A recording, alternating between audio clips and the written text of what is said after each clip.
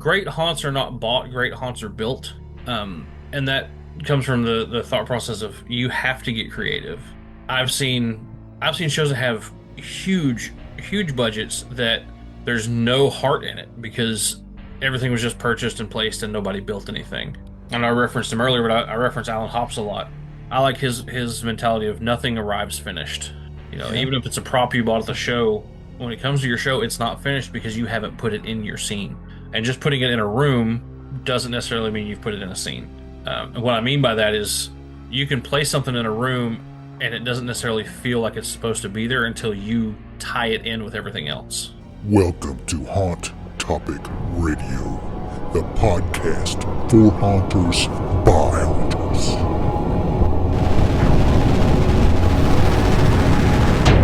These are our scary visions.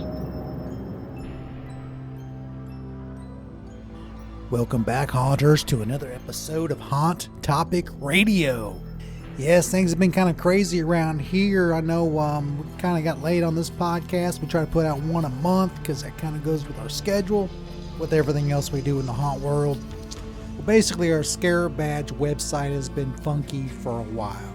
So we actually had to do some revamping on that, scarebadges.com. It is now lightning fast. I guess we were getting so much traffic there that it just was locking up on us. So we had to move servers. So everything should be good to go for this season.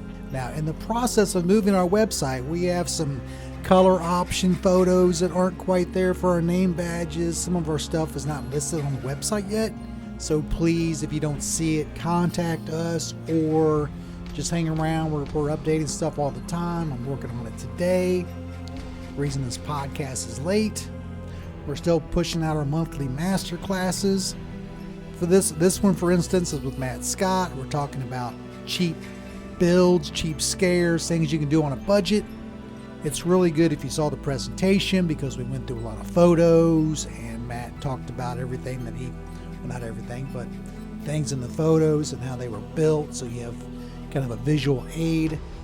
If you want to see this replay, make sure you are a member of the Hunter's Toolbox. That's hunterstoolbox.com. As a free member, you will always get access to our master classes. As a paid member, I will actually send you the recording of the video. You'll have access to that forever as long as you're a member. You also get a special link to go into our private Zoom room where your questions will be immediately answered in our chat. You also get to hang out with our guests more. You get to be there before the show, after the show. And that's our paying membership plan at HauntersToolbox.com. But as a free member, if you go over there and sign up, you do get access to the Facebook Live event as a free member. So being a paid member gives you a few more perks. Plus there's some stuff on our website. There's some how to get started videos and scare acting training videos that you can only access as a paid member as well. So we should have the Facebook Live posted in our Honors Toolbox group, which should be pinned to the top of the page. It'll also be on our Haunt Topic Radio podcast page on Facebook, is where we host them and then we share them over to Hunter's Toolbox. Facebook makes it complicated. I understand it. Which brings me to our next class. It's going to be about Facebook ads. So August 18th, with Scary Good Ticketing, 7:30 to 9 p.m. If you guys want to set up to this, it is called The Dark Magic Behind Facebook Advertising. With Scary Good Ticketing, it'll be pinned to the Haunt Topic page on Facebook and also be pinned to the Haunters Toolbox group on Facebook. That is August 18th from 7:30 to 9 Central Time. And if you are a member of the Haunters Toolbox email list, you will get a free invite. If you are a paid member, you will get an invite and you will get the recording and you'll get access to our private Zoom room. So if you are interested in either one of those, then just go to Hunter's Toolbox and sign up. Well, let's roll into it. This is our masterclass with Matt Scott from Von Grimm Productions on budget-friendly scares.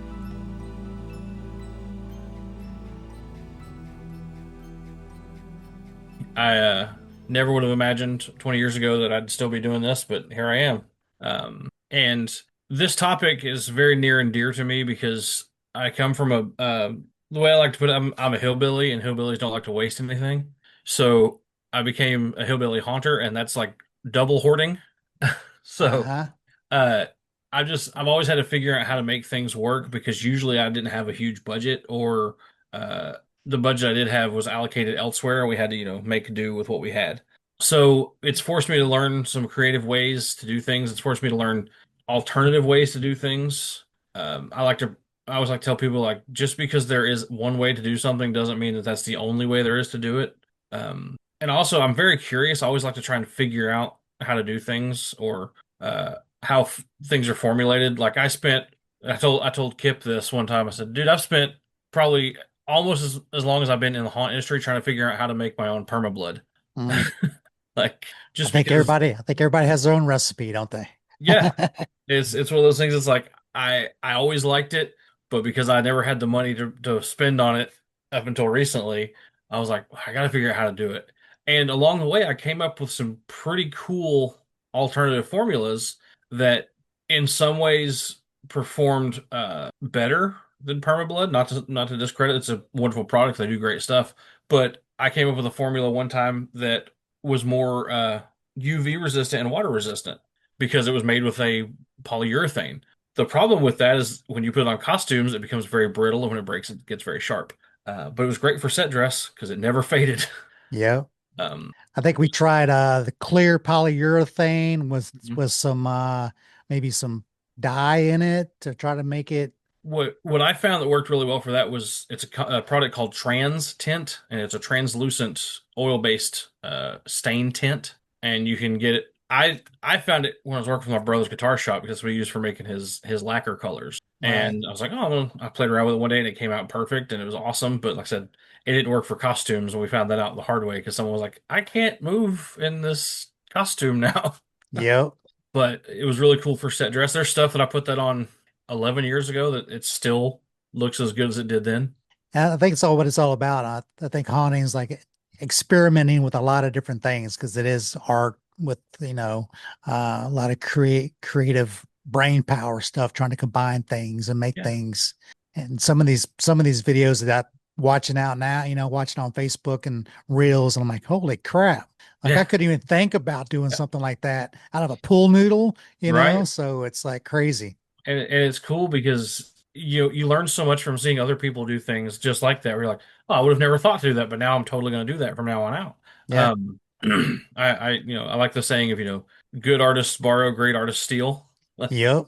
I just like it's hard to come up with original ideas. Yeah. I mean, At this point in time, it's like we just kind of combine things together. yeah, that's why I like talking with other haunters and just like, hey, do you have an idea of how to do this? I've got a couple ideas, but I want to see what you thought of, and back and forth. And most of the time, especially now, like it wasn't this way a few years ago. Like when I first got in, it was still pretty guarded. A lot of people didn't like to share their secrets, but it's much more open now than it was, which is awesome because, one, if people want to find the information, they can. I mean, I did. I remember scouring forums and message boards to learn stuff. And now it's just readily available. It could be through things like Hunter's Toolbox and Hunter's Hangout and just YouTube. And but back in the day, you didn't have as much resources that had this information. Now everyone is much more willing to share it, and I think it's made the industry better as a whole. Yes. I know when YouTube first came out, it was kind of like no, don't show the behind the scenes. Don't, Mhm. everybody was just kind of keeping it close and they didn't want to, we had the old forums out there, the old monster list, Mhm. some of the old forums and stuff that people were Halloween sharing on Forum, thing. man. Halloween forum, haunt forum, I think was one, a monster list. I'm sure if you guys know any old stuff that we're talking about, put it in the comments. Totally. What did you guys kind of grow up on? There was like big scary guys or some website they were talking. Hmm. We use like do not do this, but the screen door pneumatics, Yep. you know. So because if you I've, put too much air pressure on those, you can blow those up. yep. So I've hacked a few of those in my day. yeah, yeah. So Those are all cheap things you can do. So let's go ahead and start it off. Well, if you look at the bullet list, lighting design, reclaimed materials, reusable scenes, using the five senses, and like you did one of our a class for us on the five senses, I believe. I Um, mentioned it in my psychology of fear. Oh, that's right. Yeah, psychology of fear class you did for us. And that is a podcast as well. So you guys can go back. It's been a few years ago, but Yep. you should be able to find it. Force perspective and where to spend the money. And that's a big thing is I see a lot of people trying to they go to the big shows and they have a vision, but Hmm. when they get to the show, they kind of, oh man, I need a dinosaur. No, I need that pirate Yep. ship. No, so it's kind of like stick It's within your boundaries. You'll save money in the long run because I've known haunters that have bought stuff and then never used it and sat there and it was a $20,000 prop. I mean, it's like that's some of the small haunts budget for that one prop, So every year, it never fails. Every year, about a week or so after Transworld's over, I'll see people on Facebook that are trying to sell props they bought at the show and realize they have no use for in their scene. right. Oh man. I think Scarlet badges are one of the smartest things I've seen in the industry in a really long time. Scarlet badges are basically either pins or embroidered patches, kind of like merit badges, as they are, somewhat named after, from Boy Scouts and Girl Scouts and Brownies, and where after you've accomplished something, you can wear the brag tag of the embroidered patch. Some haunts put them on jackets, some put them on t-shirts, some put them on, with the pins, I've seen them put them on lanyards. But the neat thing about them is they are very specific in what they are rewarding. And they're haunt-based images that reflect what's being rewarded. It's retention, it is bringing people back, and it's actually giving your haunters, your haunt performers, the ability to share that they are haunt performers. And, oh really, you're a scare actor.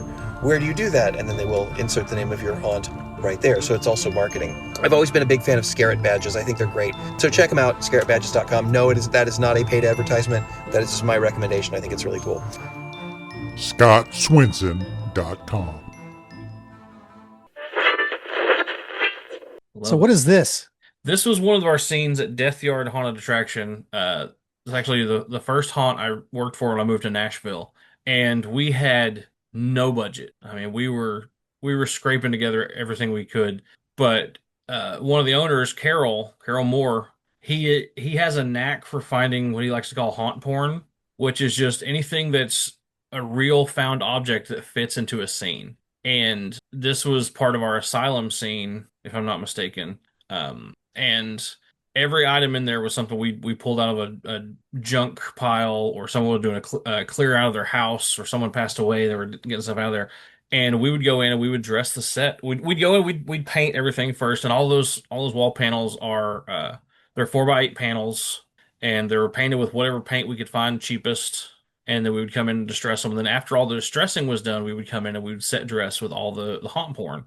And Carol, he had this knack for putting stuff in a way that it worked and it was believable, to where even the landlord who owned the building, a couple of times we'd convinced him that we'd found parts of the building that like he didn't know were there. We tell him like we knocked a wall down and found this old warehouse or something. And Yeah. he believed it. And So then I did would you? come in and I would do my finishing touches on stuff. I would add dust and cobwebs, and some more water damage, things like that. I mean, that's the best play. I mean, that's how I started the Dead Factory when I owned it was uh same thing, man. It's just like, Hmm. we call it trashing around here in Yep. Missouri. We call it trashing. Spring cleanup and fall cleanup. And I trailer full, truck full. Yep. I had before I started the Dead Factory, just so happens our local hospital was having a sale. And no, it Oh wasn't, man. it was an auction. Oh man. So we're talking like real good beds, Yeah. real good beds with hydraulics and incubators, IV poles, microscopes, equipment. I got everything that I wanted for $20 Holy because cow. two people showed up out of the for the whole auction. She's like, I don't know, $20. I'm like, yeah. Done. So I mean, like, what they call that haunt score. Oh, So totally. um, well, what we got, let's pause for a second. We have Lee Miller out there, Dave Ferrier, Craig Conwell, Octavio, Sean, Cody Gardner, Tom Coster, looking at Virginia, Indiana, New York, Illinois, Florida, New Jersey, Amber Hayslip, ESZ. What's that? We have let's see. Sean, I like to use other haunters ideas as jumping off point for what I want to do. Hmm. Tia, so happy to hear you saying all these things. We have been a home haunt, open a ticketed river. Okay, yeah. Float have been for 3 years now and have our own acres and first 1,500 square foot building built. Ran electrical last weekend, ready to learn how to make a small space amazing and a little to no budget. Thankfully, we hoarded for years. Perfect. That's key. Ruben, regards from Mexico. Hey, Ruben. Nice. So, so set up like this. I mean, you're using OSB wood. I mean, we use OSB because it was cheaper. I know Yep. it likes to soak up paint, and if it Yep. gets wet, it likes to swell on you. But And it looks like the trim might be like one buys, the right? So that was actually deck boards. deck boards, Yep. okay. Yeah, the panels were OSB, and like I said, they're cheap, but they like soak up paint. But one thing I will warn people about is check with your fire marshal, because some fire marshals, if they see you've used OSB, will tell you to Yes. scrap it because of the glue that's used to hold it together. Mm-hmm. So that's just, even if you flame retarded it, some fire marshals are real sticklers about it. And everything we did here was flame retarded. That was one area we did not skimp on, is we always made sure we had money for safety. Right. We can skimp in other areas and make up for it, but you can't skimp on safety. Safety has to Do you be mix it? priority. You mix it in the paint? Hmm. Yep. Okay. Yep. And then on top of that, like all the water damage, that was done with literally spray paint and a spray bottle of water. So Yep. we would spray the spray paint real heavy, and then as while it's still wet, you hit it with water and get these great water drips. And then you can also, if you, I'd learned this a couple years ago, if you just barely, it takes some practice, but if you just barely press down on the nozzle of the spray bottle, you get a really good spattering. Yep. And if you do that in conjunction with a spray bottle at the same time, you get this really good, realistic mold look to where it kind of just it dissipates and spreads out and looks like authentic mold growth, which is awesome. Yeah, it's like learning tricks and techniques like that is, and like I said, it's a haunted house. So go Hmm. experiment. Try, Yeah. try to fix. Try to pick one dark spot in the haunt that it might be out of the way. People won't see it, and just start practicing there. And worst case scenario, if you mess up on a paint job or something, you can always paint over it and start over. Yep. Obviously, time's always an important factor, but don't freak out if you mess up on a paint technique because you're trying something new. You can always start over. Nothing's permanent. Yep. It's a haunt. Yep. So if it's straight, it ain't supposed to be there, right? It, I would say the worse it looks, the better it looks. Yeah. Yeah. Well, as Alan Hoppe said, it like a reverse feng shui. So it's Yeah. like, you want the cabinet doors opened up, pointing to the people. You want Yeah, and there pictures is a science crooked to and that. Yeah. mm, It definitely it messes with people's heads because you know what something should look like. And when you come in and it looks disheveled and dilapidated, you automatically everyone knows what a haunted house looks like. The haunted house in the neighborhood story is always the rundown haunted house. So when things are run down and dilapidated, you automatically feel like you shouldn't be there. right. And then you start, getting into people worried about, disease and mold and gross things. So that goes back to tapping into their fears. Um, Got a Tia said, can you explain how you distress the metal counter top and props? that is actually a Formica countertop that we just made look really gross, but it was a stainless steel sink. So we just made it really, really grungy and disgusting. I mean, textured it with paint and sawdust, and a lot of that came from just us working in the room, and then we just would make it solid. So we'd get dust settling on things while we were working. I would just come back and put polyurethane over top of it and make it part of the scene. And then I would come in and I would spread, like, one of the very last things I would do would be cobwebs and dust. And I actually got one that's across the room. I went and got a rose plant crop duster, and I would use what's called diatomaceous earth. It's an animal food additive to keep it from clumping. Um, Okay. and you obviously want to wear a dust mask or a respirator when you're doing that because you're putting a dust cloud in the air. But once it settles, it's unless someone stirs up a big cloud of it, which I've never seen happen in a haunt. Once it settles and you can go seal it if you want, it looks just like real old age dust that's settled and stuff, and you can build up as thick as you want. You can just keep doing layer after layer, and it also sticks well to the cobwebs and makes them read more. Do you have any good tips on cobwebs? Webcaster gun is one of the best I've found, but what I like to do with it is if I'm really wanting to build up a large area of cobwebs quickly, and I'm always trying to do stuff quickly, it's just in my nature. I'm very Yeah. impatient. Yeah. I'll actually put in a grid of thin monofilament or fishing line first. Like I'll string a few across just to give the webs, the hot glue webs, something to grab onto. And then also a trick I've learned is spray some webs and then go to another area and spray some webs and let those settle and cool down and then come back and you can build on top of them. Because if you go too quickly and too heavily in one area, it'll just collapse under its own weight because the hot glue is still kind of warm when it hits as the web. So step away, spray another area, then come back and it's cooled off enough to where it'll hold a little bit more weight and you can keep building that way. But Right. the fishing line is one of the best things I found for creating a very heavy cobweb quickly. Fishing line. hmm I would just go and I would like staple it up in a couple spots and kind of just do, depending on how heavy I wanted to do, just a few strings across.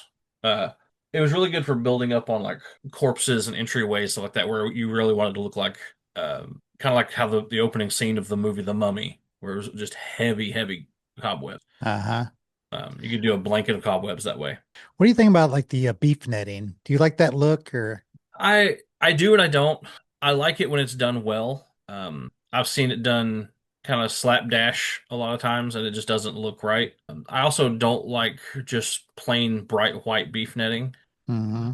I like to either come back and dust it with some rattle can paint, or I haven't tried this, but I'm curious if you could dye it. I've never tried. I imagine you probably could. Might need a synthetic dye, but I've never tried that.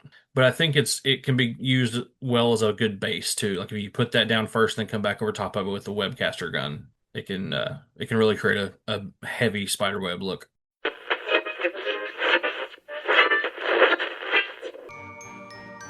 Do you know what causes haunted attractions to shut down before they even get started? The top three roadblocks are lack of funding, lack of leadership, lack of resources.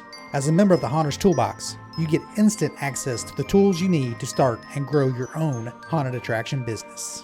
To get started, become a member at haunterstoolbox.com.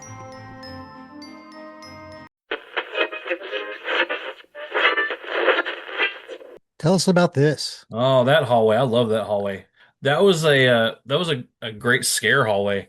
That was going into our asylum scene, and we hate just dead transition hallways. Like that was our big things. Like even between the scenes, we want a scene. So we built, we had this countertop built in, and there's some old electrical panels in there. There's some, I mean, there's the red box on the wall is a sharps container. We got a lot of hospital trash for lack of a better term. And some stuff you if you look close enough, actually I can't tell if it's still in the picture, but down the far end of that counter at one point we had like I think it was a purple or a blue iMac, one of the old school like see-through iMac computers, Mm, and yep. we had a security footage video playing on that, so that would light up the hallway just enough to where people could see that they needed to go down that hallway. But when they would come in, because they were coming from the camera's perspective, they'd be coming from the right hand side of the image. So that would actually that screen was facing right at them, so it would kind of blind them as they're walking up, and they turn, Yeah. their eyes would have to adjust, and we could scare people all day long in that hallway. Love all the details and all the little pieces. And Yeah, it like it looks like, a garbage can threw up, but it threw up with purpose. Like it knew where things needed to go and it yeah, made sense. it's like someone's actually been there working, hmm you know? And inside that electrical panel, we had an electric firecracker, so that was always a good scare going down that hallway. And again, just making it look gross and grungy and ancient. So salvaged wood, Yep, maybe an old workbench, maybe or it was something. all pretty much all salvaged wood in this attraction. Old pallets, maybe It possible. was a lot of fence panels. A lot of because a couple of guys on the crew worked in construction, so we would get a lot of calls when a construction job was done, like, "Hey, we have some leftover lumber that we don't want to haul off. Guys want to come get it," and we'd go pick up a trailer load of lumber or a truckload of lumber here and there.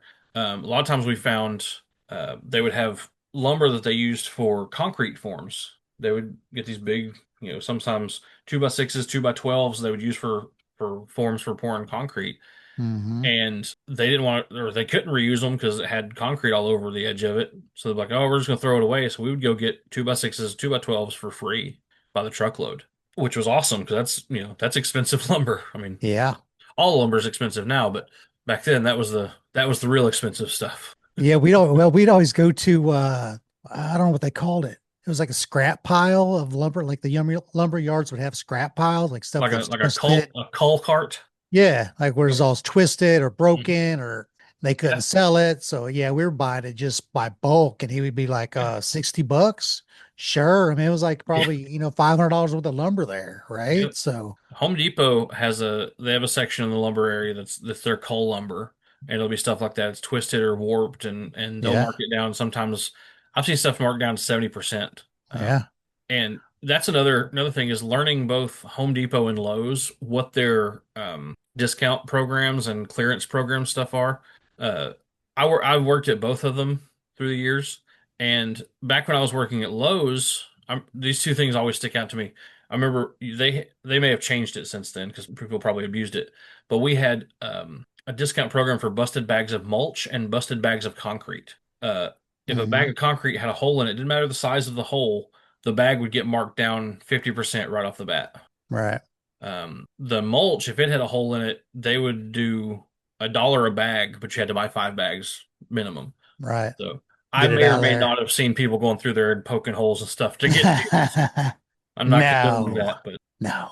Anything else in this photo you want to pick out? Like where'd the box of the electrical box come from? Is that that, who knows? I mean, something picked up along the way? yeah, and that Just put it all box, together. if I'm not mistaken, I think that box has now been in 3 different haunts since this Yeah. one. Yeah. A lot of the Reuse, stuff ended up in recycle. Nashville Nightmare. Reuse, recycle. Absolutely. We never throw anything away. And that's kind of, one of the principles of doing this is build not only thinking about the year you're building for, but think about the future. What can you reuse? What scenes can you basically reskin or repurpose and not have to rebuild an entire scene? We did that a lot at Death Yard. We would have a scene one year that was, a 2-story mansion, and the next year we put a facade over it and it became a prison. But we didn't have to rebuild much, if anything. We just put the facade over top of it. Right. Oh, this scene.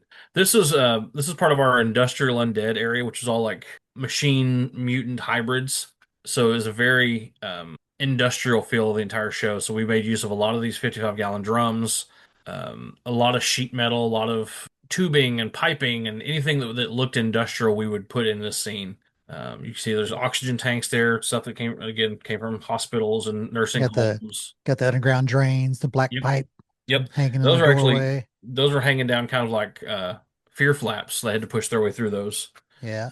And actually I think that if I'm not mistaken, I'm pretty sure those are walk-in freezer or walk-in cooler panels for the walls and the doorways. Oh yeah. Okay. And we ended up using some of those outside in our parking lot area to corral the exit of the show because our exit dumped out into part of the parking lot, and we shared this space with other businesses, so we couldn't completely block off the parking lot. So we had to corral where our customers were, and we took these. They were 4x8 freezer panels, and we laid them sideways and used them as a barricade basically to corral people. And what's the piece of equipment down there? Is that like a diagnostic machine for I a think car I or think something so. maybe? I'm Or not 100% sure, but I do know there is also one of these machines in the original Ghostbusters. yeah. Because one time after Sweet. working at the Death Yard, I was watching Ghostbusters and I see them as they're getting kicked off the university campus. I see these guys wheeling this piece of equipment. There's like, hey, we've got one of those. So it's probably some form of diagnostics or EKG or something, some old school Yeah. technology. Well, tell me you had some kind of shaker in these barrels or something when they walked underneath it, they went bang. We didn't. We just had an actor that was in there Okay. and would, make noise on the Beat barrels on them. when the guests would come through. Yeah. Yeah, I can see it's been beat on for a little bit right there up top. Yeah. It's like, yeah. This actor was at least, would do it respectfully. They wouldn't, beat it to death. They would just do it Yeah. enough just to get noise. We had one actor Yeah. who, man, he took one of those barrels and by the end of the night, it looked like a crushed soda can. Uh-huh. And we had walls, wood walls torn up, like Yep. someone had been just taking an axe to it. Come on, guys. We work real hard on this stuff. Don't destroy it, please. Yeah, that's Like, I'll part of it, though. You know, I'll you got to give you something to bang on. Don't bang on my walls. train them as good as you can, and Yep. then correct during the season. Like, okay, guys, let's have a Yeah. talk. So All right, well, tell us about this one. this was one of the very first scenes you'd walk into, and unlike the rest of the show, this wasn't, completely destroyed and dilapidated. I mean, it was aged. You can see there's cobwebs on the lampshade there, but this was all found stuff. I don't think we paid for anything that was in this room. A lot of the stuff actually I think was still in there because when we moved in, there had been a previous attraction there, and a lot of their stuff was still in it, and we repurposed a lot of it. But one of the things we did in this scene, and I remember this specifically because it was so effective because everyone that went through mentioned it. About 6 months before season would open, we put a bunch of mothballs throughout this room. And I walked in, and after that, I went, holy cow, it smells like my grandmother's house. Ah, And that was the vibe we wanted to go for in there, is we wanted to feel like we wanted to feel familiar, but also unsettling. right. And the door in the corner there, that was just mounted to the wall that didn't go anywhere. But that creates a feeling of more depth of the space. And those were just cheap bookshelves that were screwed to the wall, and a bunch of home interior tchotchkes and paintings, and I think a couple of And those my mom had hanging up in my house growing up. we had to turn pianos away. We Oh let yeah, people, so people are because nobody wants to move them. no, no. So if you go pick them up, people are glad to get them out of their Yeah. houses. I think we had three or four at Death Yard at one point. Yeah. Uh, yeah, we friend of ours had let us store one. He stored one in our haunt and we just ended up buying it, but it was a cool looking piece, really ornate Yeah.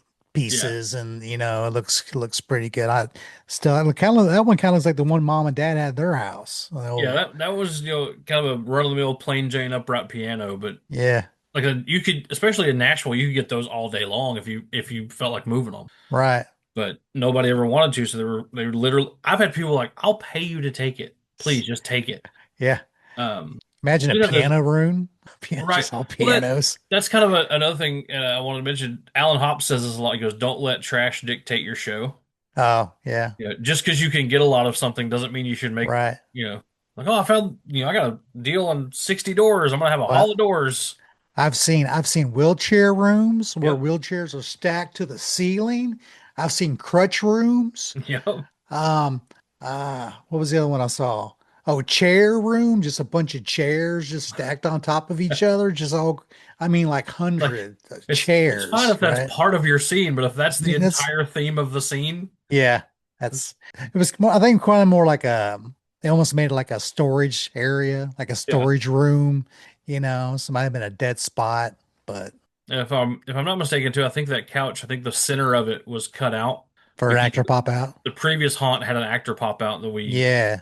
was like, well, we don't want anyone to think that's going to happen when they come through if they came through the previous one, so we cut it out. But that was one of the only scenes that first year that I felt uncomfortable being in, and I don't exactly know why. Probably because it felt familiar, but it wasn't somewhere I should have known. But I didn't like working in that room. In this room here. Yeah, that was Yeah. it creeped Uh, me out, and I don't know why. Will Akers says we call it haunt cycling. Oh yeah, Yes. Um, Tia, we asked local fence companies to drop the torn off fences. Yes, fences are great yep. because you can use them in queue lines, you can use them as barriers. Um, says other than mothballs, which I understand, what was the scare or other fear used in this room? This one was mainly an atmospheric set. There wasn't I mean, we had an actor that would get in there, and he was kind of this extreme evangelical type of pastor. And Okay. because this room was the beginning of our seven deadly sins area, and he would come in, he would basically come up and do like faux sermons and proselytize. We never did anything that was legitimately like real scripture or anything like that because we didn't want to rock that boat. But he would come in Hmm. and he would sound like a televangelist, and he'd be yelling at people and telling them they need to change their ways, or they're in for hellfire and brimstone.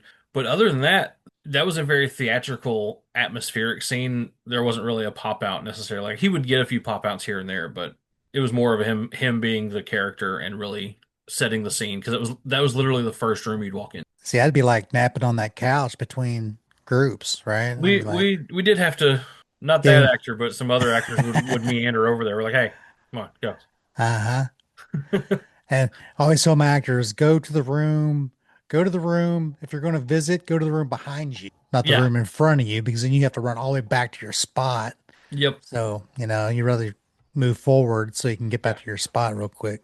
I like what you're doing so far. I've seen natural lights, lamps, computer monitors. Yep. We did a lot of natural lighting. We would have some, colored theatrical lighting, but we really like to lean heavily on natural light. And also we like to have elements in the room be what produce the light. Yes. Now sometimes you do have to have motivated lighting if, the lamp isn't going to provide enough light to really light the room. But if you can light a room with the object in the space, it's going to feel that much more natural. Mm-hmm. And actually, this same room, our second year, got completely changed and became a kind of like the lair of a serial killer. And Okay. we had a ton of old uh, cathode ray tube TVs, and we stacked them up like in a wall, and they were just all playing static. Yeah, that's So that cool. was what lit the room. And it was really cool, man. Like you'd walk through and that room, that scene we did push a little bit harder on year two because we also had come into several boxes of what we called vintage smut. Uh-huh. It was old like nudie magazines, and we took them and we marked out obviously all the areas you don't want to have general public walking up and seeing, Right. but we made it part of the story to where the serial killer was he'd poke out their eyes, and he was because he was demonizing these women who had posed in these magazines, and that paired because we'd have that on one side of the static TVs on the other, and people were just kind of bouncing back and forth looking at them as they're walking through, and it was such a good way to get a jump scare because they're Yeah. distracted by both of those. They're expecting something on the TV, but it's literally just providing the light. And then obviously, you have some people stop and look at the pictures because, people are people. And then Uh-huh. boom, not, we'd send people running back out the front door half the night. Like they would be so scared by that. A lot of distraction. Yeah, a lot, just Yeah. giving them stuff to look at. Yeah. And that's really where knowing what to do with the items you find can help build the scare, is using it to give people something to distract them with. Yeah. That's what I tell my actresses. We've created the playground for you guys. Hmm. It's already set up. Yep. So this is the distraction. Yeah. Of course, we use some actors. We use other actors for distractions, Yeah. a burst of air or something, or another light. Give them plenty of shadows. This podcast episode sponsored by Scarlet Badges. We always were looking for ideas to get those actors to take it to the next level. I really want to do something that they can use more than just a meal, or they can use more than just that a boy, that a girl. They love this stuff, but it's not really promoting the haunter. And then I sit down, Scarlet Badges comes out. That's when I realized this is amazing, because not only is it giving them an attaboy, but it's also promoting them all year round. And to promote somebody, to give somebody accolades all year round and have them be able to wear it on their shoulder with pride means a lot. This right here says this is who nailed it on this day in this year for the rest of their life, for the rest of their haunting life. And that's what I really love about this product, is you're able to give haunting to somebody an attaboy 365 days a year. And that's, so hats off to you guys. I think this is a great product, and I wish you the best of luck because it's awesome. Get your Scare Badges at scarebadges.com. So and the actor in this room, was he just standing there when you first walked in, or was he actually hiding He somewhere? he was around the corner. Sometimes there'd be nights, obviously, when we'd get busy to where he didn't have time to reset, and he would just have to just be on the whole time. So sometimes he'd go over and he'd be playing on the piano. Sometimes he'd be tucked in the corner. A couple of times I walked through and he was like hiding behind the couch. I was like, "What are you doing?" He's like, "I'm trying something different." I'm like, all right, see if Yeah. it works. So his is more of an unsettling scare, more of Yeah. a very making me uncomfortable because you're Yep. in my face talking to me about things I really don't want to listen to. Yep. So Yeah. He was very much. It was kind of like a mix of a harbinger, like warning them about what's coming, but also setting up a good scare for himself too. right. Oh, and Tia was like, is the furniture secured to the floor? I know you talked about the shelving and stuff being screwed, lamp, ottoman, etc. Or is that The just I think the piano was. And I know the shelves were. I don't believe the couch and the ottoman were, just because we didn't want them to, if someone did happen to fall into them, we didn't want that to add another hurdle for them to fall over. Hmm. We'd rather be able to them land on it and slide and slow their momentum. Also, I think we just couldn't figure out a way to secure it very well because it was a concrete floor. I do know that. About that lamp. The lamp was liquid nailed down onto the table. Okay. Yeah, anything I that was mean, placed on a surface was liquid nailed. yeah, but the crowd never went that far, right? No. But it's just precautionary, Yep. just in case the couch gets bumped or something, and Yep. you never know. And Yeah. You got to try and prepare for anything and everything you can think of. is that another view from that workbench, or is Yeah. this This is the opposite image of the first image you shared. That one. that one? Yep. So this is It's the other end of the from the counter. other angle. Okay. Yeah. And actually now that I see this one, I remember this was not our asylum, this was the hospital. Very similar styles, but this was our hospital scene. And we actually, if I can't remember, I think we had an actor behind those bifold doors, but we'd made them to where they didn't bifold, they just swung on a hinge. And I believe behind the opposite wall from the view you got here, we also had a pop out scare from a medicine cabinet. That's cool. I like unexpected things like that. Yeah, I always like to think of, take something that people expect, like a drop panel or a pop out, and how can we do it a different way and maybe make it come from an area that people aren't expecting. Yeah. Like the couch. I Yeah. know I've seen couch scares before, Mhm. but no one's expecting anybody to pop out of a cushion. Yep. So, Yeah, if you can find a way to turn something on its head from what people are expecting, I think it's that much more effective. or I've seen like a pile of stuffed animals Hmm. and they stand up. They're like, oh crap. Yep. We had a giant teddy bear that we pulled all the stuffing out of and had our costume girl turn it into a costume for somebody. Oh, And nice. dude, that thing got more scares than half the scary Yeah. monsters in the show. Yeah. You're not sure what to do with that. You're like, Right. And you're definitely not expecting it. Then when it happens, you're like, oh my God. you were soft and cuddly. Now you're just Now you're terrifying. terrifying. I see some like those that kind of look like hydrogen peroxide bottles, maybe, or something, or they No, glass. No? more than likely, those were probably like pickle jars or old milk jars that we cleared out from somewhere. We just grimed them up and glued them down to the table. Okay. And then there's an old mug there, and you see this right there in front. It's an old toolbox. Yeah. There's an old potty chair in the back there. No one liked to go near that thing. He was like, "Oh, that's disgusting." So your collection of a Yep, few crutches back there. yep. And those were all screwed together, then screwed to the wall, so no one could take them. That's one. Yeah. Got a And then, safety proof everything. yeah, I mean, Even the people, crooked cabinets got to be screwed to you look you crooked. you've got to think you have to be smart enough to think like your dumbest customer. Yeah. Yeah. Like you got to think what's somebody possibly going to do on a Saturday night when you don't have the time to deal with it. And we always, for a safety check, we always had the whole group of actors go through the entire haunt Hmm. with their hands feeling for things, Yep. any kind of staples, screws, things that are loose. Yep. I would always walk through, even outside of the show, like, through the week, if I'm there working on something, I'd walk through with my hands on the walls and check all the areas where guests would come in contact with stuff and see if I found anything. Because Yeah. sometimes even the stuff you do secure gets knocked loose sometimes. So we got a favorite. What are your favorite spots for free stuff? Like I like trashing, doing auctions because you can get a bunch of stuff, and then checking like Facebook Marketplace where people just Dude, say, "Come get this stuff," and then you go get it. I So check Facebook Marketplace multiple times a day, every day. For not only, haunt porn and stuff like that. I'll check for fog machines, I'll check for airbrushes, I check for air compressors, anything and everything that can be used for a haunt, I'm checking because you find really good deals on stuff. I got three really good airbrushes and an air compressor for $100 one day. oh, Some nice. some guy bought them all wanting to learn how to airbrush and then lost interest in it. He's like, I want to get rid of them. Yeah, It was three Iwata Eclipse airbrushes, which are usually about 150 bucks a piece. yeah. I got three of them, hoses and air compressor for $100. Um, That's I've got score. yeah, I've got stacks of fog machines I've gotten off Facebook Marketplace for 20 bucks or less each.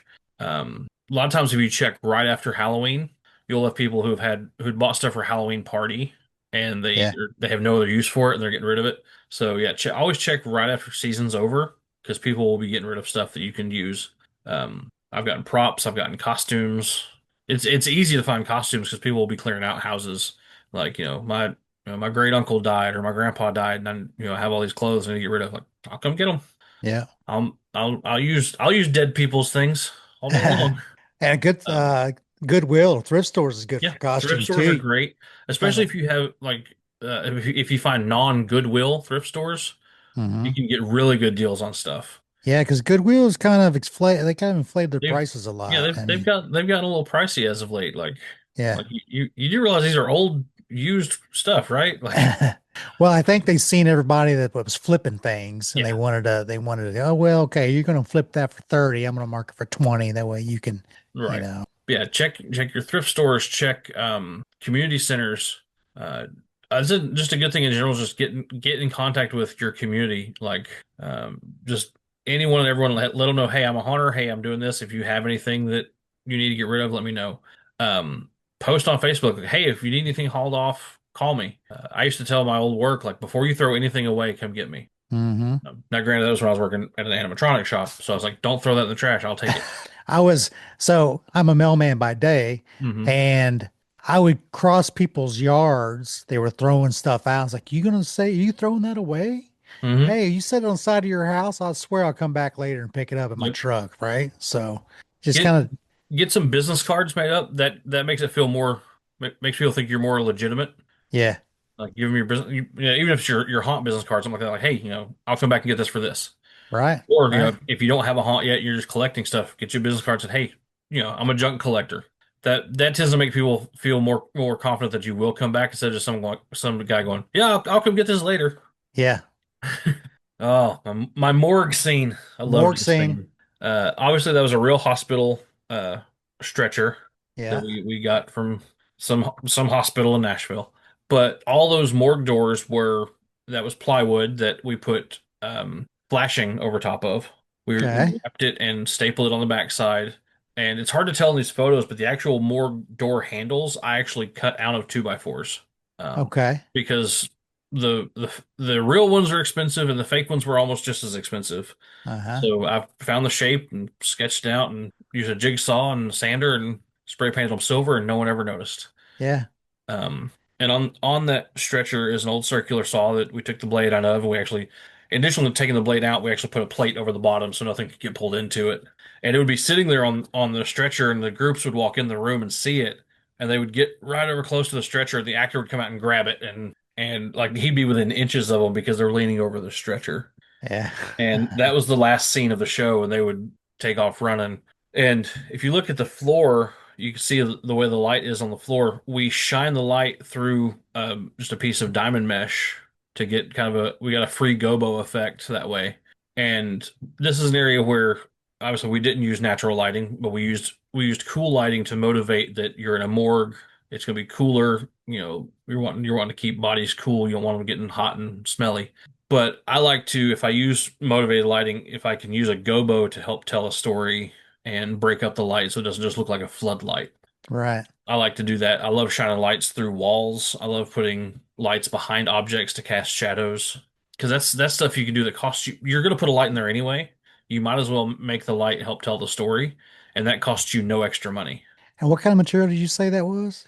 Flashing, like the material they use for putting around objects on a roof. Okay. It's a really, really thin sheet metal. Oh, you talk about I mean the light panel, Oh, sorry. the It was a diamond mesh. diamond mesh, Hmm. like a plexiglass type of No, it's just a metal, like industrial diamond material. okay, piece of steel. Yeah, but it's trying to think of something to like you see it a lot of times on industrial steps. Okay. Like Yep. it's open so water doesn't stand on it, but the way they punch it out, it gives traction. Yeah, toolboxes and Yeah, bed like liners well, and there's diamond plate and there's diamond mesh. mesh. Yeah, diamond Okay. mesh is basically it's an expanded steel. They punch a bunch of holes in it and stretch it. And But the gobo lighting is like different any colors. Like it's just the a gobo is anything that goes in front of a light to break it up and cause a pattern or shadow. okay. It's an old theater term is I think it's short for go between, and it's for transitions. And you can make them out of I've seen guys make them out of construction paper. if you're using LEDs and they're not getting hot, and you just shine your light through it, and it'll create a light breakup in your scene. Universal Studios uses them a lot for Halloween Horror Nights for their lights out on the fear zones because you can. One really cool thing you can do that you can get them to where it looks like clouds. So you shine your light through it, it creates a cloud shadow effect or tree branch shadows. Yeah. It's a really cool way to just elevate your lighting that costs you no extra money, or if it does cost you something that's very little. I actually saw a company at Transworld this year. I can't remember which company it was, but they were doing 3D printed gobos that fit right over top of. Actually, it might have been Gantum. Okay. They fit right over the The little LED floods. yeah. I see what you're talking about now, the pattern on the floor. Yeah, Okay. yeah, That's the diamond pattern. yep. And then the lighting, the blue lighting was the gobo.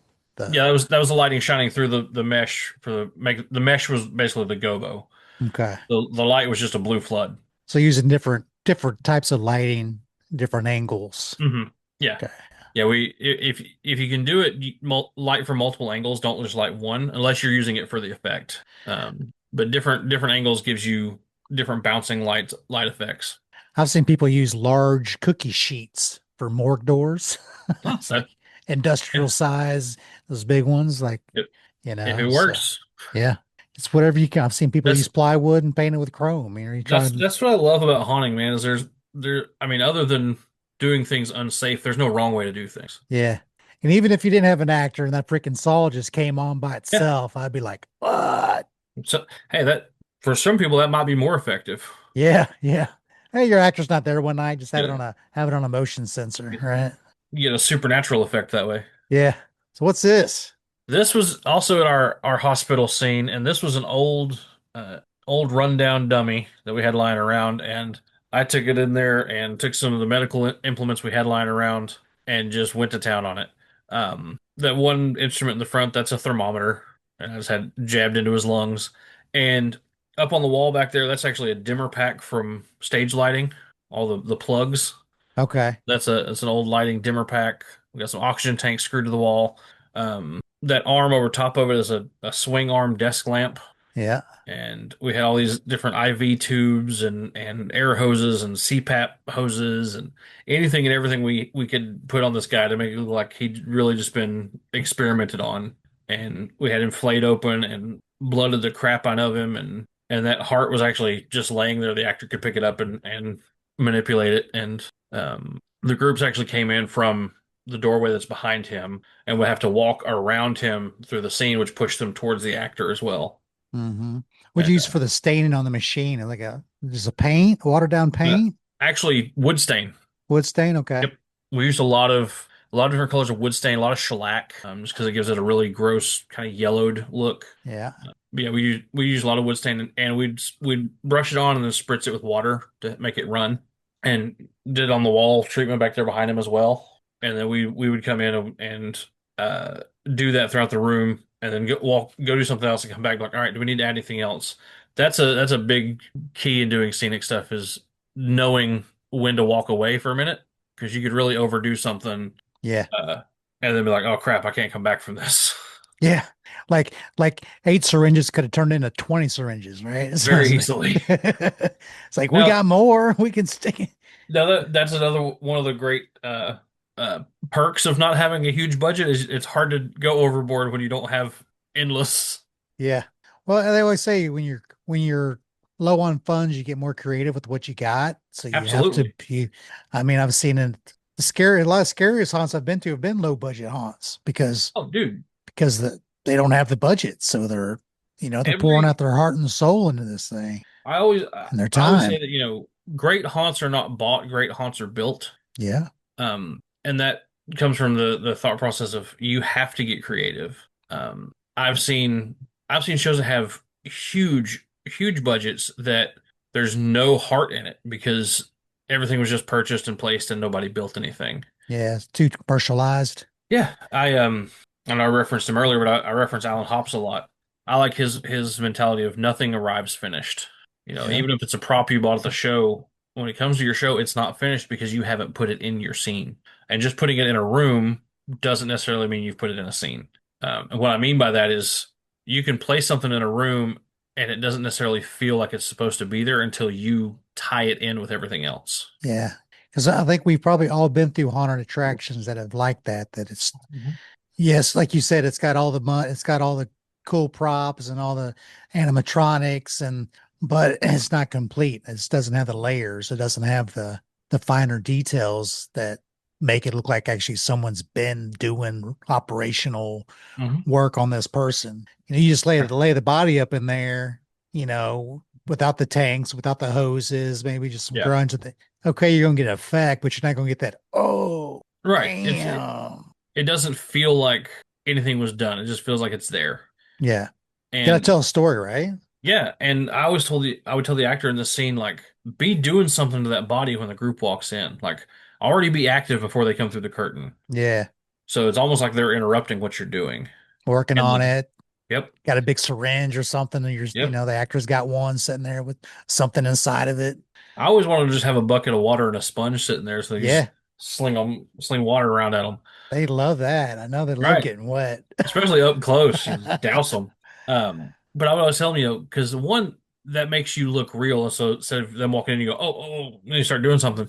But also, two, that gives you some motivation because if you're operating, if you're a deranged doctor, and you're operating on this guy, and they walk in, they're interrupting you. So now you have motivation to be angry at them, or you have motivation that, oh, I have fresher subjects now. This guy's kind of turning on me. Yeah, You know, use those sorts of things in your performance. right. That just makes your character feel that much more authentic. It's true. Have you checked out HauntersToolbox.com yet? It's free to join and full of useful information to help you start and grow your own haunted attraction business. All the information on HauntersToolbox.com is created by the pros who do it. We have a library with ebooks and presentations on topics like creating an employee handbook, starting a business plan, or the best types of lights to use at your haunt, plus a lot more. You get instant access to the library plus free video masterclasses by the experts in the haunt industry. Classes like Alan Hops from Dark Hour Haunted House teaching scare acting, or Philip Hernandez from the Haunted Attraction Network teaching marketing and social media, or Leonard Pickle from Hauntpreneurs teaching haunt design and construction. I even got a few master classes in there as well. You don't have to do it alone. Let us help you. We also host monthly live masterclasses to steer you in the right direction so you don't get lost. Once you become a member, you also get instant updates on our next masterclass in your email so you don't miss the next one. And if you need more one-on-one help, there is an option for that as well. I would be honored to help you get your attraction started or help you grow your current one. I know what it takes. Let's talk. If you're interested, you want to start and grow your haunted attraction, go check out HauntersToolbox.com. Don't be scared.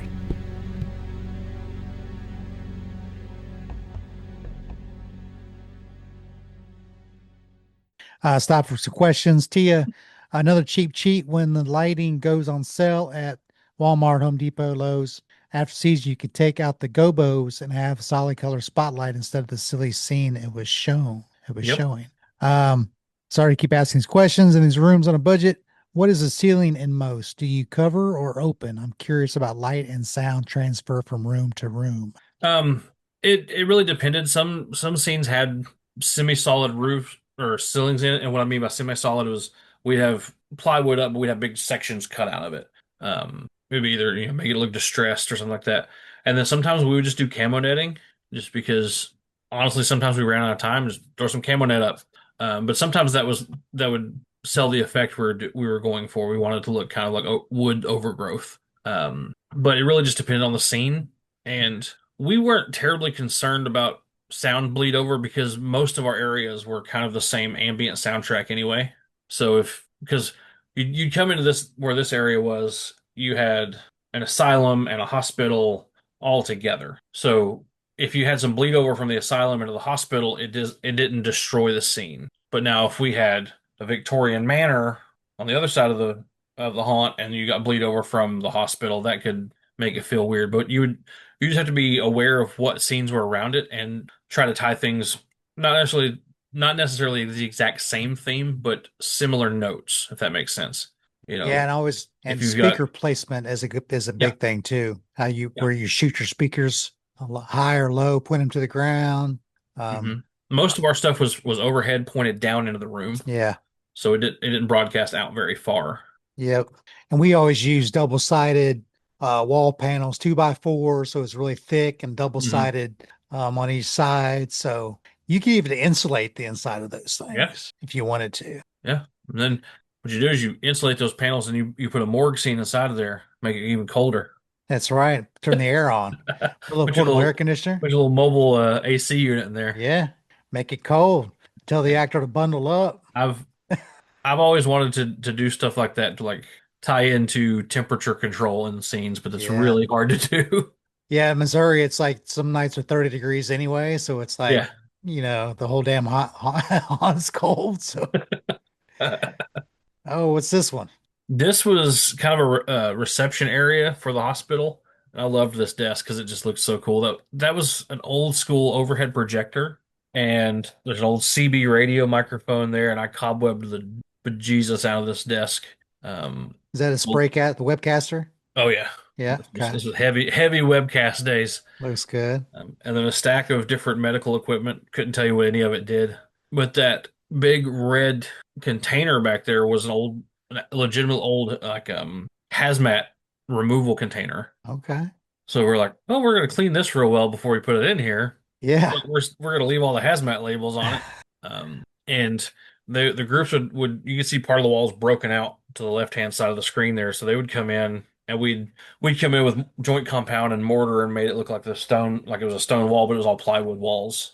But it made it look like they'd busted through a block wall and had found this old area. And they would have to come and walk around the desk, and we would have an actor uh, on the through the doorway on the right hand side, and they would have to walk into a bathroom scene.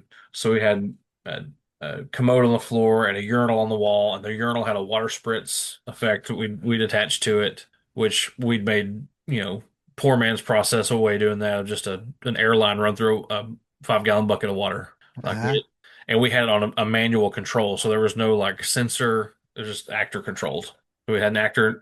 An actor was in a stall, like behind a stall door, and he would hit a button to do this water spritz. And right when he do that, he would come busting out of the stall, so he could really hit them twice there and chase them on through the rest of the area. Right. And I loved this area. That it just I I was probably partial to it because I worked this scene as the deranged doctor. But I loved the way it looked, loved the way it felt. We were playing like old 1930s music throughout the whole thing, so it had a very like House on Haunted Hill, the 99 House on Haunted Hill vibe to it. Yeah. And then you'd get all those songs stuck in your head, so you'd be singing 1930s songs all season. One of the heaviest pieces I've had donated to me was a chiropractor had this old, I want to say it was an X-ray table, Okay. and it swiveled. It took four people to move it, and it swiveled, almost stood straight up. So you could do like a Frankenstein thing, or we could do. We had props on there before, just hanging on it. But finally, once we remodeled everything, we put it in a spot where we didn't move it ever again because the thing was so freaking heavy. It was cool though, because it was kind of like the mint green color. Yeah. It was had a smooth top on it, like an X-ray. Plus, I got a bunch of X-ray, old X-rays that he had boxes of. Oh, nice. And so of course, we hung all them up and put lights behind them, trying to find the creepiest ones. Yep. So, I I love doing like hospital and medical scenes because you can really get gross with some stuff. yeah. This guy, oh man, this was in our seven deadly sins area, and this was our gluttony sin prop, and he is entirely chicken wire and monster mud. I Oh, so really? Yeah, I formed him out of chicken wire and went over top of it with monster mud and really made up the forms and put tidy whities on him and made him as gross as possible, and came in and carved the word gluttony into his stomach as the monster mud was setting up. Ah, I see. And actually, I made these. This is something we thought would be funny. I made these giant latex nipples to put on him, so he had these really robust nipple areas, Yes. and then over top of his head, uh, we took, I think it was a just a dummy head that wasn't part of the body, and we glued it on him, and I put a shopping bag over top of him and duct taped it around the around the neck, and then made up a bunch of fake vomit and had it come pouring out of the bag, and then that was some of the permablood that, that I'd mixed up that I used on him there, and just really made him look as gross as possible. Had his hands pinned to the wall, and it was actually I made it outside of the haunt, like out because I wanted the monster mud to dry, so I was out in the sun, and then I had to carry him through the haunt to put him in place, and that was an ordeal, trying not to break him. Yeah. But it was a really cool looking prop and really grossed a lot of people out. Did you use real hand, like latex hands, kind of like, I uh or I had some old like dummy hands, like cheap plastic dummy hands, and just screwed them to the wall and grunged them up and made them look super bloody, right? so no one could really tell what they were. I mean, you could tell they were hands, but you couldn't tell that they were cheap. Like I think they were from the Dollar Tree. Yeah. The right light and anything could be. The right lighting and the right amount of grunge and grossness, and no one's gonna want to look too close. Nah, That most was, definitely. I'm trying to remember where that was. I think that was in the crematorium area. I just really liked the way that light turned out with the cobwebs, and I Is that think just I'm pretty sure that that's just what the actual center block wall of the building. is that just like one of those hanging lights that you can get from I think that's actually like a brooder, like a chicken brooder light. okay, yeah, And from we a just like put a different light bulb in. tractor supply store. It sells Yep. them like that. Yep. And you can see we had some buttons and gauges over on the wall that was part of the crematorium oven. That was actually a drop panel. So one section of the wall on the oven was the whole thing was brick panel, and then one section would drop down as a drop panel. Again, stuff that no one's going to be thinking about. They're looking at the crematorium oven. It's got lights going, and we'd have a fog machine going, and no one's expecting it to be a drop panel. Right. But I just really like the way that light looked. There's another Yeah. shot of that desk where you see a little bit wider shot of everything. There's a couple old TV monitors. That's actually from the opposite angle of the other picture. And we'd pull the drawers out, put stuff in them, and we scattered like we were taking old books and ripping them up and scattering the pages all over the place, and just anything and everything to make it look like someone was doing something here. At one point, things kind of went awry, and then they had to make a quick break for it. Like Right. it's up and left. So when you're designing and coming out with a haunt, do you always keep the story relevant so everybody's kind of on the same page of It's design? it's always story first. You know, think about why things are done, who was here, what was going on, and then take your story and then find things to fit your story. Don't go the opposite way. Now, sometimes you'll be given something and you go, "Holy crap, this would be great," and you have to try and use it because you can't not use it. But try to see if you can work it into your story. If you can't work it into your story this year, hold on to it. Maybe you can work it in next year. But always be thinking about the story because that's why people are coming. They're coming to be entertained, and stories entertain people. Cool sets are cool to look at, but that's not going to entertain people. They want to feel like they're part of this environment. Yeah, that's a panoramic shot of that one hallway that I was talking about where we had the clearly the iMac was not there at this point because it would have been down there Right. where that briefcase is. But yeah, this was that hallway that I scared a ton of people in that hallway. Yeah. And you can see like we had some laboratory beakers there, old clipboards with documents on them, just anything we could find that would fit into the story.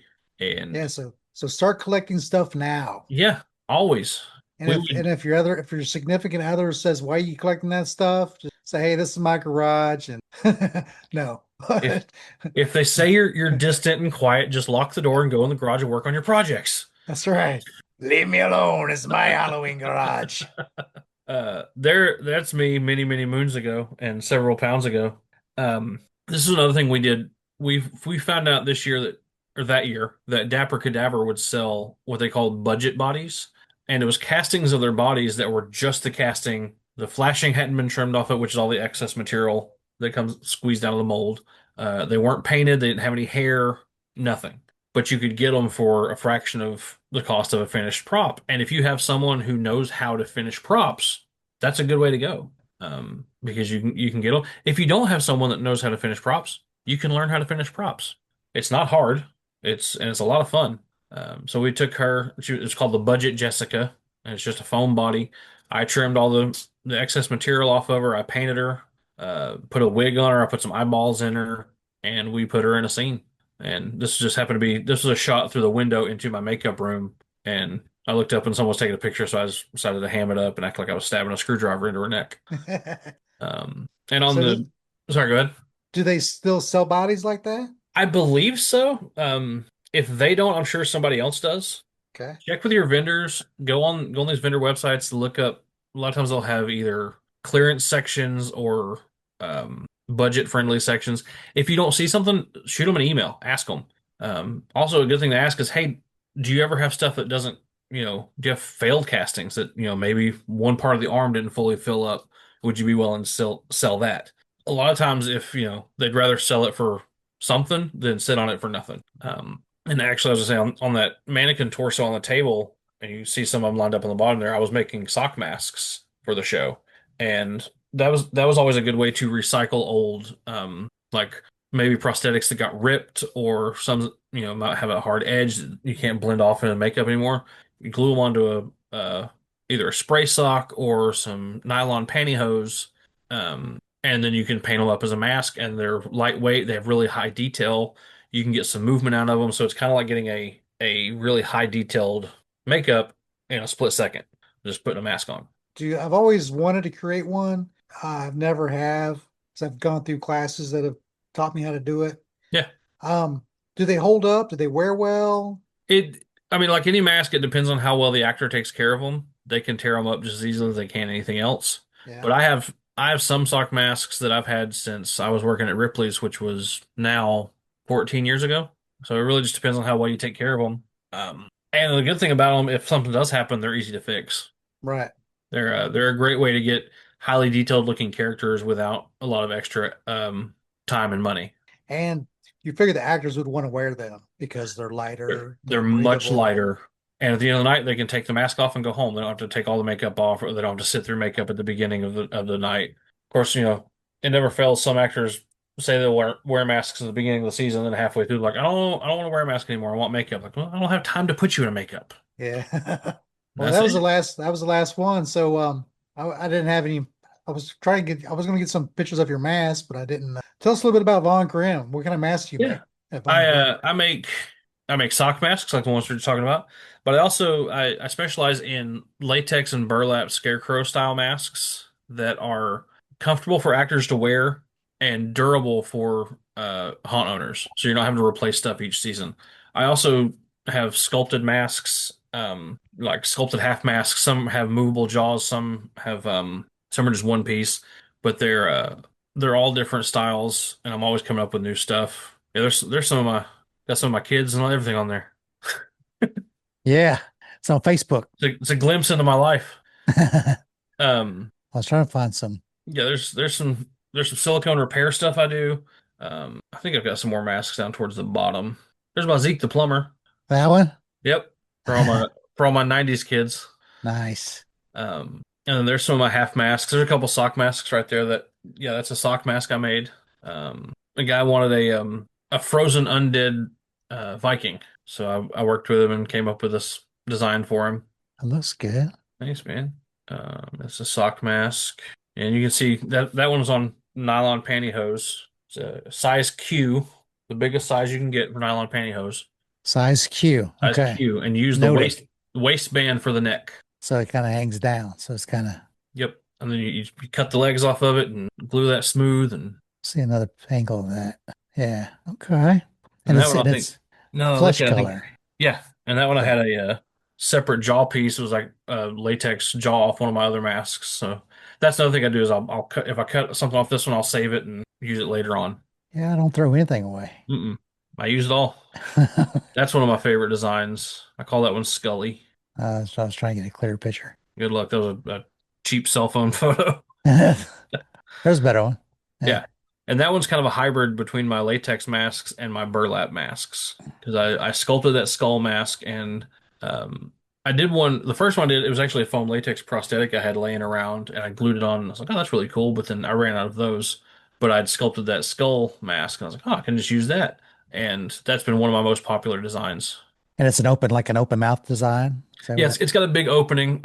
All of my masks I like to have good open eyes, open mouth, good nasal breathing, and hearing, so that Hmm. Like I don't do anything that's a stock piece to where the eyes are covered. I think it's a cool look, but I don't want to do that for safety reasons. Now, Yeah. if someone wants something done like that on a mask they buy from me, I'll absolutely do it for them. Well, if you guys want to check out more, go to Von Grimm Yeah, check me Productions out. on Facebook. Yep. Facebook, Instagram, TikTok, it's all Von Grimm Productions. Okay. So, well, thank that was a lot of good information, guys. If you have any more questions, please, we got about 5 minutes left. Comments, feedback, any other tips for people that want to do stuff on the cheap. So, I mean, you've been a professional, you've been doing this for years, and you're still doing things on the cheap. And is that Mhm. because that's the way you've been taught, or that's just the way things work out? I mean, to me, that's the way I get a better look out of stuff that I'm doing, you know. It's it's a little of both. Like I'm at the haunt I'm at now is a 13th Realm in West Tennessee, 13th Realm haunted attraction. We have a decent budget. I mean, our owner spends a lot of money at Transworld every year, but I still try and think of how to do things on the cheap because it's I don't want to just spend his money just to spend his money. Like I want to stretch it as far as we can. And two, it's a good exercise to always be thinking, what can I use to do this without having to spend bukus of money to do it? Because even if you have a good budget, doesn't mean you have to spend all of it. Because if you don't spend it all on this effect, that's more money you can spend on marketing. It's more money you can spend on upgrades next year. It's more money you can spend on paying your actors a bonus at the end of the season if they do really well. Like I like to stretch a dollar as far as it can possibly go. I had a manager tell me one time because I used to be a purchaser at a job I worked at, and he went and fought for me to get a raise one time. And the way he fought for it, because he told me this after the fact, he goes, I went and told him, said, Matt spends your money like it's his own money. Like he's always finding you the best price. You need Hmm. to take care of him. And I'm the same way in the haunt world. Like if I'm given a budget, I think that budget is coming out of my own wallet. So I try and make the most out of it. And plus, it's just fun to make stuff. Like Yeah. it's fun to look at things and go, all right, what else could that be? Or stand back and say, I only spent $20 on that. Yeah. You know, say, Like the things we were bragging about tonight. Like yeah, they're cool stories to tell other hunters. Like, oh yeah, all that stuff I got in there, $20. Because then you get people going, holy crap, really? yeah, yeah, yeah. So It's it's just fun, man. and of course, being a home haunter, I kind of started out in my garage and Hmm. learned, and I don't have a big budget, and I have a little more room to wiggle now. But when I started, I didn't have that budget at all, so it was Yeah. all paper mache. We talked about all the old websites earlier, going, before the days of YouTube now and TikTok, where you can get all this information. No, it wasn't. It was searching. I'm Dude, not I sure. remember I'm sure Google was around, but I don't remember. Just I remember trying remember to. one of the very first YouTube haunter videos, and this guy did a bunch of them. I found it was Dr. Creepy, and you could tell he was in his basement, and he had like really harsh like uplighting, not Uh, because he was trying to be creepy, but that's just how he lit his videos. And I learned a lot of like low budget tricks from that guy, and stuff I go back and I look at now. I'm like, oh, I thought that was really cool back then. yeah. Seeing it now, I'm like that's not that cool. And Alan Hops, man, like I remember finding Alan Hops shoot probably 2009. That's when I first saw Alan Hops videos, Yeah. and immediately I was like, oh, I need to follow this guy. He knows a lot of stuff. And the first time I met him, I was like, I feel like I owe you money for how much I've learned from Right. you. The old I remember the old trash bag skin wall that Hmm. I still making use that. making skin out of old trash bags and a heat Yeah, gun. I still use Uh that trick. Corpsing skeletons is pretty easy. Yep.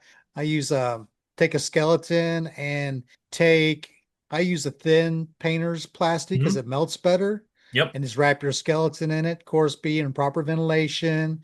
Take your Yep. heat Do it gun. outside. Yeah, and take your heat gun and just kind of meld that plastic kind of way Yeah. you want it to look. Open up the jaw a little bit and break the jaw open and bend Yeah. some of the fingers. You can heat the fingers up and make them all crazy looking, just with a heat gun and the plastic and stain. And you stain Yeah. it. Yep. So, And they look great. and they look great. And for the amount of ones you can do and using that process versus the old latex and cotton method that you guys did Yeah. years ago, those looked great, but they took forever. Yeah. Yeah, As long as you keep, and they hold up. I mean, yeah, because they're, especially if you wrap the plastic the right way and then you yep. heat it the right way, it just Shrinks in, holds itself. shrinks that Yep, skeleton up. And But yeah, there's so many cool tips out, so many cool things to do out there. Like you said, Alan Hops is a good one. There's also this other lady I've been following. I forgot. I think she just did a interview with Hauntcast as Okay. well. And I've been getting some of her videos. She does things on the pool noodles, chicken wire, Yep. all the It's haunt tool, all the haunt materials and go I to. love puzzles, and to me, it's just one big puzzle. Like, all right, how can we make this work? How can we build this? Right. I love problem solving. Yep. I should share some pictures that I had, but my first big prop that I built was I had this one of the big hanging clowns. Yeah. So probably a spirit prop, but it's an older one. It's got a big clown face, and then it has a wire and then two hands, Hmm. and then just fabric hanging off Yeah. of it. So I took the two hands and the head. When I first built it, I was attempting a big puppet. So I Okay. took the head, took the hands, had him on some all thread on a backpack. It was too heavy. It was awkward.